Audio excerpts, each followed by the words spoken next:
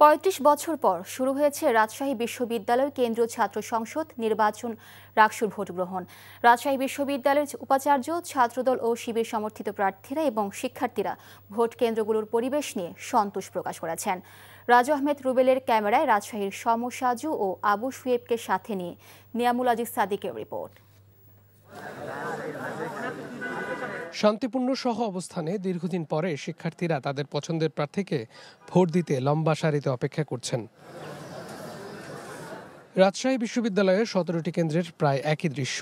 সকাল 8টা 45 মিনিটে প্রিজাইডিং অফিসাররা স্বচ্ছ ব্যালট বাক্সে সিলগালা করে ব্যালট পেপারগুলো উন্মুক্ত করেন। এরপরেই শুরু হয় ভোট গ্রহণ। স্টুডেন্টদের জন্য কাজ করবে, স্টুডেন্টদের জন্য ভয়েস রেজ করবে, তাকেই আমরা চাই। বড় সড়ো কোনো ধরনের নির্বাচন আচরণবিধি লঙ্ঘন আমরা এখন পর্যন্ত দেখি নাই। সব দিক থেকে এখন পর্যন্ত স্বচ্ছতা মেনটেন করে করা হচ্ছে।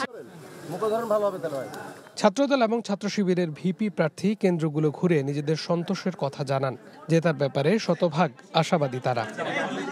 এখনো পর্যন্ত আমি আশাবাদী ভালো একটি সুন্দর, সুষ্ঠু এবং গ্রহণযোগ্য পদ্ধতিতে, গণতান্ত্রিক পদ্ধতিতে একটি নির্বাচন হবে। আমরা রাবিয়ানরা আমাদের সঠিক প্রতিনিধি আমাদের নিজেদের ভোটেই আমরা নির্বাচন করব। আমরা আশা করছি আল্লাহ তাআলা আমাদের ভালো ফলাফল দিবে ইনশাআল্লাহ, এবং শিক্ষার্থীরা আমাদেরকে গ্রহণ করবে।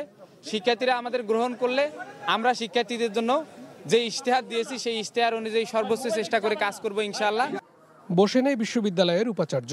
কেন্দ্রে কেন্দ্রে ঘুরে পরিস্থিতির বিষয়ে খোঁজ খবর নিচ্ছেন তিনি। শেষ পর্যন্ত শান্তিপূর্ণ সহাবস্থানের বিষয়ে আহ্বান তার।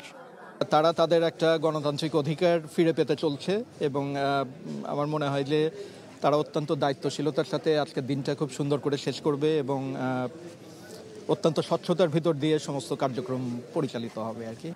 বিশ্ববিদ্যালয়ের উপাচার্য আশাবাদী 70% বেশি ভোট গ্রহণ হবে।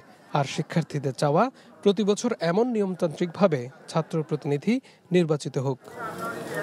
দীর্ঘ কয়েক যুগ পরে শিক্ষার্থীদের ন্যায়সঙ্গত আন্দোলনের ক্ষেত্রে যারা ভূমিকা রাখবেন তাদেরকে নির্বাচিত করার জন্য এই শান্তিপূর্ণ সহাবস্থান রাজশাহী বিশ্ববিদ্যালয়ে। তারা চাইছেন আগামী দিনগুলোতে তাদের প্রতিনিধিরা তাদের হয়ে কথা বলবেন, তাদের ন্যায়সঙ্গত সকল দাবি আদায় করবেন। নিয়ামুল আজিজ সাদিক, এনটিভি নিউজ, রাজশাহী বিশ্ববিদ্যালয়, রাজশাহী।